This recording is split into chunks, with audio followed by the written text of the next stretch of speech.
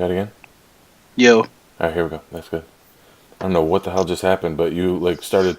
It was like Chinese text. You're like, I will kill you. You will die. What the fuck is going on? Alright, I'm actually. Wu-Tang style. Yeah, great. I recorded that whole thing. That's gonna be fun. Alright, everyone. Now's the time. Let's put the women and children to bed and go looking for fucking dinner. And what's up, everyone? This is Craig and Chad with C2 Sports with a Z. Make sure you follow us on social media, on Twitter at C2 Sports. We're still on there. I know it's been a while. Facebook, C2 Sports. But we're back. We're going to make some more videos for you and come in with those hot takes. So, Not too hot. Mediocre, like lukewarm hot. Let's not get like Skip Bayless and all those assholes. Oh, God. I can't believe he's still kicking. He's like the crypt keeper. $5 million. That's how much he got paid? $5 million.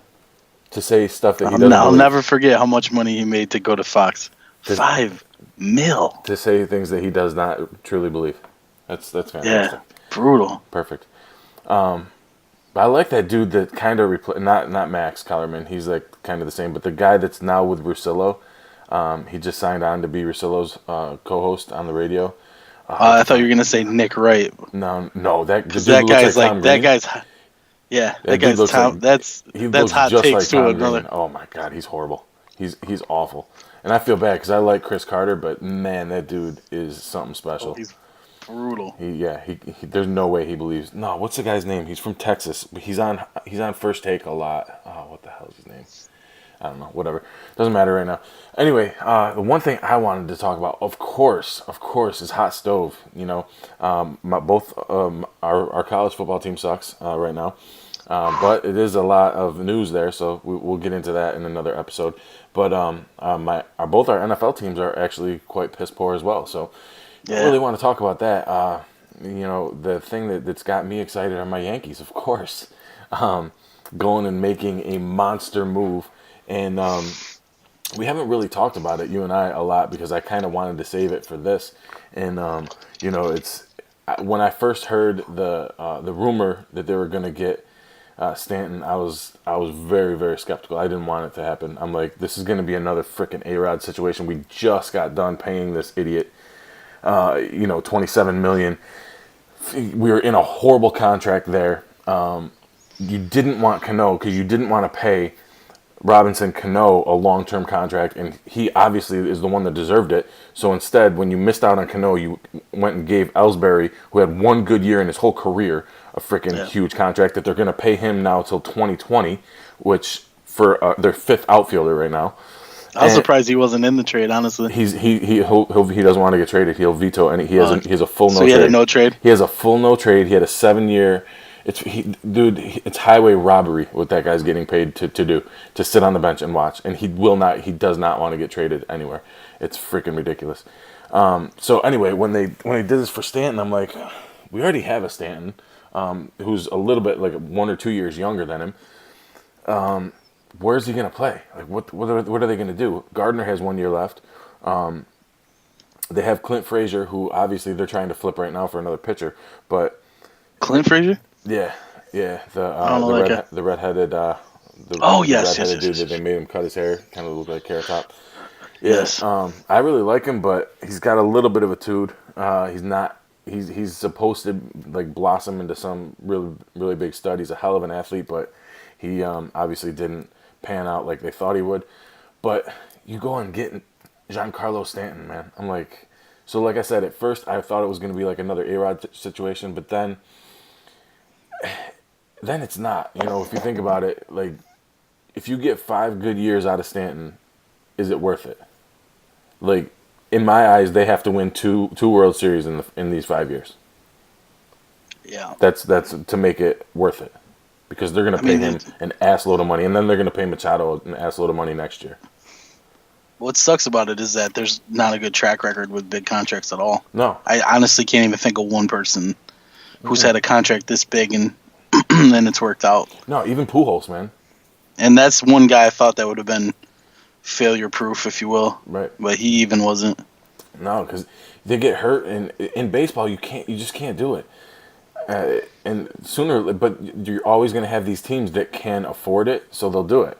And especially, I love the Yankees, and I'm a diehard Yankees fan, as everyone knows. But after they get under the luxury tax threshold for 1 year, and they're not having to pay like 50 cents on the dollar anymore, they're going to spend an ass load of money again, and they're going to get Machado at $40 million a year, and it's going to be ridiculous. That is going to be the most ridiculous lineup. If you ever throw a left-handed pitcher at that lineup, you're dumb, because that's going to be ridiculous. And they're trying to get Machado right now, which is just, I don't know, it's sick. But I know you were hating on Jeter when they made that trade. Yeah, not too much hating, just wondering. I didn't understand what he could possibly be thinking, and he didn't even show up to the winter meetings. He was at the Patriots game. Yeah. So, well, it wasn't really the Patriots game. It was the Dolphins game, but he wasn't even there. So at the winter meetings, everybody's kind of looking around for him, thinking that he's not really doing his thing. And I'm pretty sure he was pretty pissed about it, but I think what he really showed is that he's just, there's something going on that we don't know about, obviously, which happens in sports all the time. But I think the biggest question that left with me was just, why are you going to get rid of your best player that quickly after taking over? Yeah. The guy, especially, not only is he your best player, but he is technically the best player in the National League as we speak. Well, now he's an American leaguer, but it just, I don't know. It just seems like there was a quick give up there. I think Miami's already gotten completely effed over in general, just in terms of what they had to pay for the stadium, how they got talked into building that stadium. Their team has been shit. They keep coming up with guys that are good prospects, but they somehow get rid of them. And then, they've already gotten rid of D. Gordon, which nobody really talked about, which I thought was really weird, especially because he was going to Seattle. So it's like, and I'm pretty sure D. Gordon's a second baseman. Mm-hmm. I thought that was a little odd. But, and then Ozuna gets traded like the couple days after Stanton. So you're getting rid of 3 of your top players. I don't know how you're going to get that city excited that you're taking over the team. No. Well, Stanton said in a couple of interviews, to be honest, I didn't like the dude. I thought he was a little bit of a prick, and just Stan? Yeah, I thought he was. Oh, really? From afar. I've never followed him. I was gonna say maybe because I watched a lot of Braves versus Marlins. So he's never come across like that at all. I thought he was, and I was like, he's not gonna fit into that clubhouse, and it's gonna be a mess. So I wanted to watch everything he was saying, and he kind of threw the Marlins under the bus, and especially Jeter when he was talking about it, because they specifically asked him, did you talk to Jeter? Did Jeter congratulate you on your MVP? And he said, I didn't talk to Jeter until a couple of days ago. And he's like, I met with the Marlins. I was excited. I wanted to be there. That's where I wanted to be. In a nutshell, he was just saying that they basically said they're going to go through another rebuild, and he said, I don't want to be a part of that. I don't agree with that. I think our lineup is good. We have to get good pitching. That's what you guys got to go do. They didn't agree with that. They wanted to get prospects and cut payroll, and he said, well, I want out. So then he gave them the teams, and they kind of made him look like a dick by making the deal with the Giants and the Cardinals when they weren't on his teams. Right. So he went and met with them, and he said he just wanted to meet with them to see what other organizations were run like, which is kind of funny. And then he obviously vetoed those trades, and I mean, out of the 4 teams that he gave, the Yankees had better prospects to give. I mean, they had a lot better prospects. I know, I love Castro. But they didn't give them. That's what was weird. They got a couple of good ones. That pitcher. I thought they got low level. Guys. They're young, but they're rated high. Okay. But in Castro, I mean, he's a pretty good player. I thought they would already flip him. He's an all-star. No, I know. I mean, it could have been just the lineup he was in that, he meshed in well. He didn't stick out, but he wasn't, he definitely wasn't bad. I just always think of him as a Cub, but I think, Get out of here. No, I'm just saying, that's when I was playing fantasy baseball more and knew who he was, watched him play more. I didn't really watch him too much this year, but I think, I don't know, it's just a really weird trade to me. I thought Jeter, maybe Jeter gets a ring If the Well, Yankees win, who well, the knows? thing that got me was the, the Yankees could have made them take more of the salary, and then the Marlins could have commanded better prospects.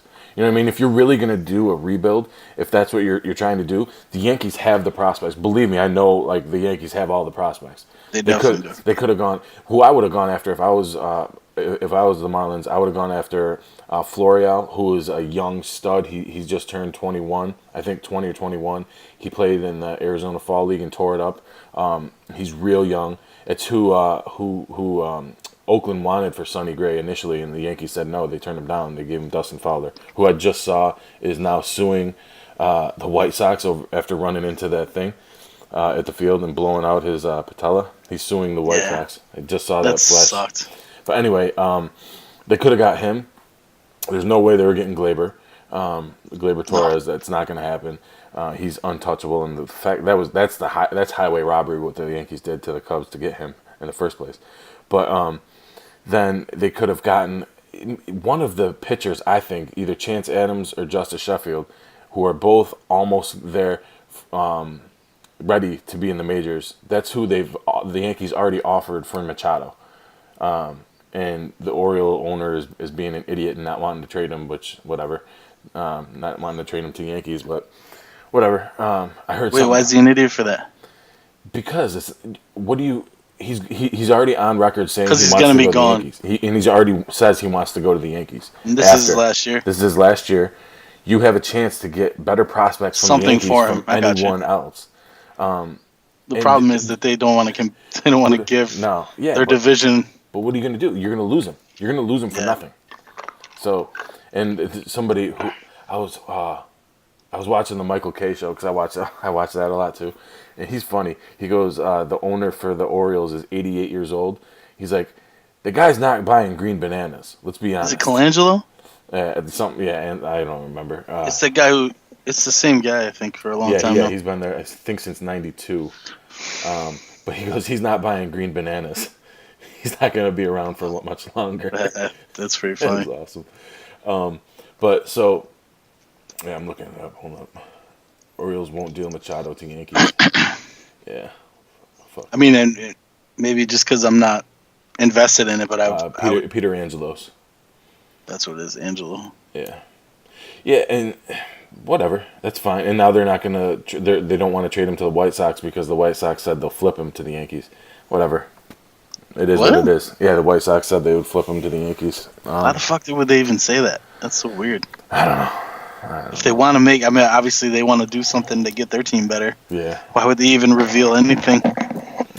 I say right now, but where are you going to put, like, I tried to put together the Yankees lineup right now. So you have Gardner leading off, obviously. Judge second. And then I would go Bird 3.